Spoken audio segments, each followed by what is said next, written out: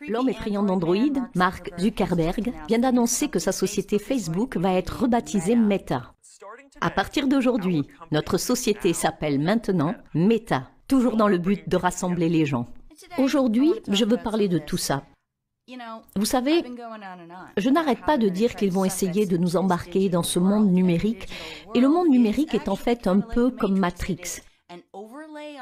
C'est une superposition à la réalité et cela va de pair avec la 4e révolution industrielle, la grande réinitialisation, où tout ce qu'on peut faire en ligne ou dans ce monde virtuel va être fait à l'intérieur du monde virtuel. J'ai fait tellement de vidéos à ce sujet. Ma dernière vidéo en parlait, ma vidéo intitulée Moonshot Matrix en parlait, They Hate Us en parlait, de toutes ces sortes de choses. Et c'était il y a plus d'1 an, c'était avant le Covid. J'ai fait une vidéo sur la 4e révolution industrielle et j'ai pleuré comme une petite fille à la fin. Et je me suis dit que je devais mettre fin à mon engagement et à la réalisation de vidéos parce que le temps est compté et que je veux aller dans le monde réel, je veux explorer le pays, je veux rencontrer des gens, je veux faire des choses réelles avant qu'ils ne mettent fin à notre capacité à faire des choses réelles. Eh bien, le voici. Voici la première version, la première marche, le début de la pente glissante, la drogue d'initiation. Je suppose que la drogue d'initiation était, que ces choses étaient déjà faites. Facebook était une drogue d'initiation et Instagram et tout le reste, tous les médias sociaux étaient une sorte de drogue d'initiation. Mais maintenant, nous avons Meta. Laissez-moi vous montrer une vidéo de Mark Zuckerberg pour vous donner une idée de ce qu'est Meta. Voilà une expérience de tous les instants pour se connecter avec les gens.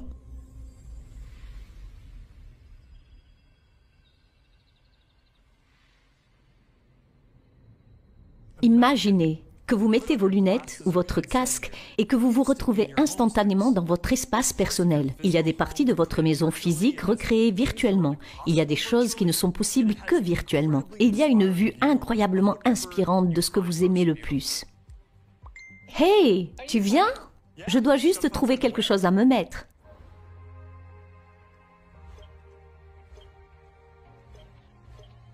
Ok, parfait. Hey Marc, hey, qu'est-ce qui se passe? Hey, on flotte dans l'espace. Qui a fait cet endroit? C'est génial, non? Oui, je ne veux pas être un enfant perpétuel dans un monde de dessins animés et aller à des réunions avec des dinosaures qui pétillent et des gens qui volent dans la pièce. Je ne veux pas. Très bien. Tout d'abord, laissez-moi vous donner un avant-goût. Voici le Forum économique mondial. Il tweet à ce sujet sans attendre. Facebook est maintenant Meta. Qu'est-ce que le métaverse et pourquoi devrions-nous nous en préoccuper? Regardez ces petits enfants, entourés d'une lumière bleue froide, avec leur casque de réalité virtuelle relié à quelque chose et vivant leur vie dans un monde factice. Le métaverse n'est pas encore une réalité, mais il pourrait être la prochaine évolution de l'Internet. L'idée est que la réalité augmentée, c'est-à-dire la combinaison de la réalité virtuelle renforcée de réalité mixte, qui deviendra un moyen essentiel d'engagement social et commercial. On dit que le métaverse n'existe pas, du moins pas encore à l'heure actuelle. Il n'y a rien qui puisse être légitimement identifié comme un métaverse, tout comme vous ne pouvez pas investir dans l'Internet. De même, vous ne pouvez pas identifier le métaverse comme un produit, une technologie ou un service unique. Une meilleure question pourrait être, que pourrait devenir le métaverse ? Et j'ai cela à souligner ici. C'est une phrase lourde de sens, c'est une phrase terrible. Que pourrait devenir le métaverse? Eh bien, voyez-vous, nous allons tous devoir nous habituer à un langage modifié,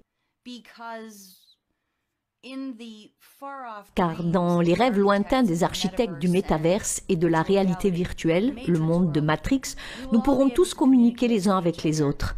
En fait, on dit qu'il s'agit d'une communication non verbale, presque une télépathie. Et il n'y aura qu'une seule langue.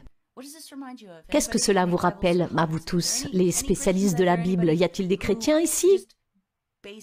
Quiconque connaît les histoires de la Bible, cela ne vous rappelle pas la tour de Babel? Les hommes essayant de devenir des dieux? Tout le monde parlait une seule langue et Dieu est arrivé et nous a punis en nous faisant parler des langues différentes pour que nous ne puissions pas nous comprendre et qu'il ne puisse pas y avoir d'uniformisation. Ces détraqués ne parlent-ils pas toujours de décentralisation? Eh bien, laissez-moi vous dire que le métaverse est une centralisation massive, massive. Et bien sûr, les ingrédients de cette centralisation incluent la possibilité d'acheter et de vendre et de faire des affaires dans l'espace de la réalité virtuelle. Pourquoi pensez-vous qu'ils ont arrêté d'innover dans le monde réel avec des choses en 3D?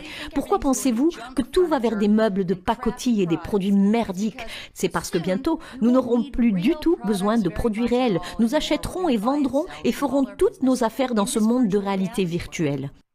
Beaucoup de gens pensent qu'ils peuvent simplement rester en dehors de ça, que vous pouvez rester en dehors de ça, mais je soutiens que vous ne pouvez pas y tremper et rester en dehors. C'est l'un ou l'autre. Si vous y mettez les pieds et que vous devenez accro, vous croquez la pomme. Vous avez mordu, c'est fini, vous quittez ce jardin d'Éden, ce paradis, le monde réel pour toujours. C'est ce qu'il y a à comprendre. Au cas où vous penseriez que ce n'est pas déjà assez mauvais, regardez la prochaine version, les futures églises. Les chrétiens n'auront plus besoin de rêver de rencontres divines. Des hologrammes de saints et des robots intelligents pourront apparaître dans des rassemblements chrétiens n'importe où, n'importe quand. Regardez ce truc effrayant. Comme vous pouvez déjà le constater, c'est démoniaque. Nous sommes dans une bataille du bien contre le mal. Et qu'a toujours voulu Satan? Il a voulu usurper le monde. Il a voulu être Dieu. Eh bien, je veux dire, je ne connais pas de meilleure explication à ce qui se passe. C'est le compte à rebours final jusqu'à ce que Satan dirige le monde. Parce que si vous regardez ces mondes de réalité virtuelle, ce sont des mondes de réalité alternative. Mark Zuckerberg est très sain en fait, d'après ce qu'il présente. Mais la plupart d'entre eux, si ce n'est tous ceux qui sont là en ce moment, sont absolument débauchés, sombres, violents, hypersexualisés. Il y a toutes sortes de zones cachées où les pédophiles se réunissent. Même sur Roblox de Microsoft, il y a un espace pour les pédophiles. Donc ouais, je dirais, comme à mon avis, le monde de la réalité virtuelle va être sous la domination de Satan. Il va emprisonner essentiellement votre corps et dans votre conscience, c'est ce que je veux dire, c'est comme les limbes. Vous pourriez vivre éternellement dans un monde de réalité virtuelle, parce qu'une autre chose sur laquelle il travaille, bien sûr, c'est de télécharger tout votre esprit et toutes vos expériences, vos souvenirs et votre personnalité dans le cloud, afin que vous puissiez vivre éternellement comme un avatar. Et qu'est-ce que ça fait à votre âme? Je me demande. Je crois vraiment que c'est un piège pour capturer les âmes. Un point intéressant à propos de la nouvelle société de Mark Zuckerberg, Meta, où il développe le métaverse, est qu'apparemment en hébreu, Meta signifie mort. Quelqu'un me l'a fait remarquer. Et apparemment c'est vrai. Des utilisateurs hébreux de Twitter ont dit que mort se prononce méta en hébreu. Et je veux aussi vous montrer le mot pour méta en hébreu, c'est ça. Cela ressemble beaucoup au symbole de méta pour moi. Et pour vous? Cet utilisateur a posté un message sur 4chan expliquant qu'il crée une deuxième dimension de la réalité et y transfère autant d'âmes que possible. Pour l'instant, c'est juste un chat en virtualité pourri. Mais le but final est au-delà de ce que la plupart des gens peuvent imaginer. Il parle ensuite du contenu de nanogel dans les vaccins et reprend ce dont j'ai parlé dans ma dernière vidéo, à savoir qu'il existe un brevet permettant de détecter le mouvement de nos organes, nos impulsions nerveuses, notre rythme cardiaque, notre flux sanguin, les microbes dans notre estomac. Tout peut être détecté, mais ces minuscules nanoparticules dans diverses choses, ce n'est pas seulement dans le vaccin. Les gens soupçonnent qu'elles sont dans la nourriture, qu'elles sont mises dans l'air, et donc elles vont dans le sol et sont dans tout.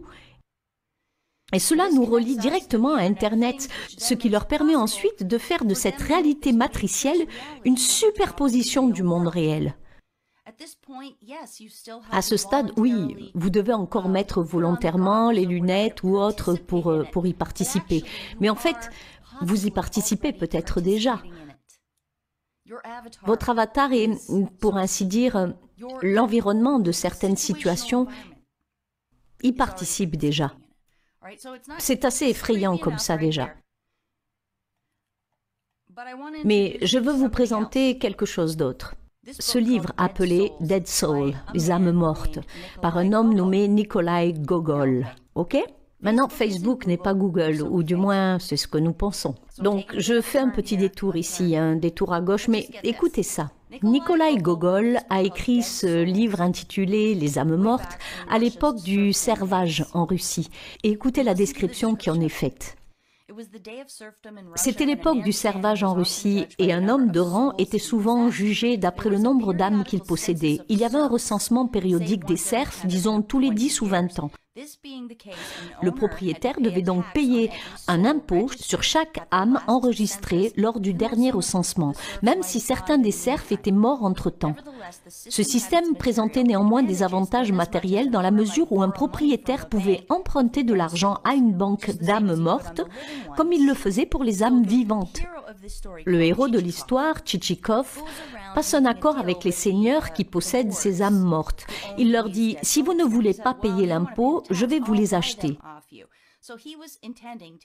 Il avait donc l'intention de se faire attribuer tout un nombre de serfs à son nom, ce qui le rendrait riche. Il serait propriétaire de beaucoup de serfs, même s'ils étaient morts. Ça vous paraît flippant ou quoi? Je veux dire, ça s'est vraiment passé en Russie. Je ne sais pas si un type s'est promené pour essayer d'acheter les morts, mais c'est comme ça qu'ils géraient leur système économique en Russie, au temps des seigneurs et des serfs. Et le gars qui a écrit le livre à ce sujet, son nom est Gogol. Quand ils ont créé la société, les gens de Google, on leur a demandé de quoi il s'agissait. Et l'histoire dit qu'ils l'ont appelé Google parce qu'il y a un terme mathématique appelé Google qui signifie infini ou quelque chose comme ça. Je ne sais pas ce que ça veut dire, mais si le nom était en fait un jeu de mots sur le nom de Nicolas Gogol à cause de ce livre appelé Dead Soul, âme morte. Et si le but de Google, depuis le début, était de référencer toutes les âmes de la planète, et que même pour les personnes mortes, ils pourraient toujours tirer de la richesse de toutes ces informations, la substance de la personne qu'ils avaient répertoriée. Sergey Brin, PDG de Google, il se trouve qu'il est d'origine russe et Nikolai Gogol était russe. Sa femme, Suzanne Voltsky, dirigeait YouTube et la sœur de Suzanne, Anne, est PDG de 23andMe, qui, bien sûr, vous le savez, est une collecte où vous êtes censé envoyer votre ADN à 23andMe et ils vous diront tout sur votre ascendance. C'est ce qu'ils disent. Je dis que c'est juste une grande opération de collecte d'informations. Je veux dire, allez, les gens s'en rendent compte. Et cette Suzanne, son origine est juive. À certains, il est dit russe juif, mais maintenant, le plus souvent, il est dit polonais. Et je dois dire que ce nom semble plus polonais que russe, mais je ne sais pas. Ce groupe, cette équipe de pouvoir, est un peu dans la même optique que Tchitchikov dans le livre Âme morte, Dead Soul de Nicolas Gogol, où il parcourt le monde et collecte des caractéristiques des avatars, des personnes complètes, des personnes avec autant d'informations possibles sur elles qu'ils peuvent obtenir pour en quelque sorte les garder en vie pour toujours, pour leur propre profit. En quoi pourraient-ils les utiliser? Mon imagination s'emballe, mais par exemple, des âmes mortes peuvent-elles habiter des avatars en ligne? Et celles-ci pourraient-elles fabriquer une société, un consensus, des foules? L'idée que nous allons tous ensemble dans la même direction, un esprit de groupe. Mais ils ne sont même pas réels et ne sont même pas vivants. Ce ne sont que des âmes mortes. D'accord, donc ça semble distinct de l'entreprise Facebook à ce stade, mais Mais qui peut dire que Mark Zuckerberg ne dirigeait pas le même genre de choses? Après tout, il a le profil de la vie des gens sur Facebook. Ils connaissent pratiquement tous leurs mouvements depuis le moment où ils se sont inscrits jusqu'à aujourd'hui. Je ne sais pas, juste une pensée intéressante. Et il est évident que Google aura un jour sa propre version de ce système par le biais de ses organisations partenaires, et beaucoup d'autres entreprises entreront dans le jeu également. Il y a déjà beaucoup d'entreprises dans ce jeu. Epic Games est l'une d'entre elles. Epic Games parle de la façon dont elle a formé l'intelligence artificielle grâce à des jeux en ligne comme Fortnite et d'autres jeux de ce type. Et c'est de ça que je parle quand je dis qu'on ne peut pas y tremper. Les gens pensent que je peux jouer à Fortnite et c'est bon. Vous ne pouvez pas parce qu'ils vous utilisent pour construire cette matrice et pour créer la banque de données des âmes mortes qui seront pour toujours, théoriquement, si nous regardons bibliquement, piégés, empêchés d'aller au paradis, essentiellement en réduisant la quantité de personnes ou la quantité d'énergie qui est utilisée pour le bien commun. Je ne sais pas, ok? Réfléchissez-y, vraiment, je ne sais pas. Une dernière chose à propos de Meta et de son symbole. Ce symbole bouge en fait quand il tourne. Et donc, sous certains angles, il ressemble à ces deux extrémités que je vous ai montrées plus tôt. Puis, quand il est stable, de ce point de vue, il ressemble à l'Urobo, le serpent qui se mange la queue, le symbole de l'infini. Urobo, serpent emblématique de l'Égypte et de la Grèce antique, représenté avec sa queue dans la bouche, se dévorant continuellement et renaissant de lui-même. Symbole gnostique et alchimique, l'Urobo exprime l'unité de toutes les choses, matérielles et spirituelles, qui ne disparaissent jamais, mais se transforment perpétuellement dans un cycle éternel de destruction et de recréation. Au XIXe siècle, le chimiste allemand August Kekulé von Stradonitz, à partir de cette image d'Urobo, il a eu l'idée de relier des atomes de carbone formant le cycle benzénique. Eh bien, la première partie, où rien ne disparaît jamais, ça change juste perpétuellement de forme dans un cycle éternel de destruction et de recréation, ça me fait totalement penser à ça. Et ça me rappelle aussi toutes les visions transhumanistes qui nous entourent. Mais ensuite, n'est-ce pas intéressant qu'il soit lié aux atomes de carbone en chimie, parce qu'en ce moment, avec le graphène, on en parle et on parle encore. Très bien. Celui-là, vous voyez, c'est plus du polyester, donc je dois être un peu plus maladroite. Je veux juste que vous pensiez très attentivement à Meta. Parce que c'est la porte d'entrée, je crois, comme s'il y avait une sorte de prison pour les âmes, pour les piéger, un piège à âme. C'est à ça que ressemble Meta pour moi.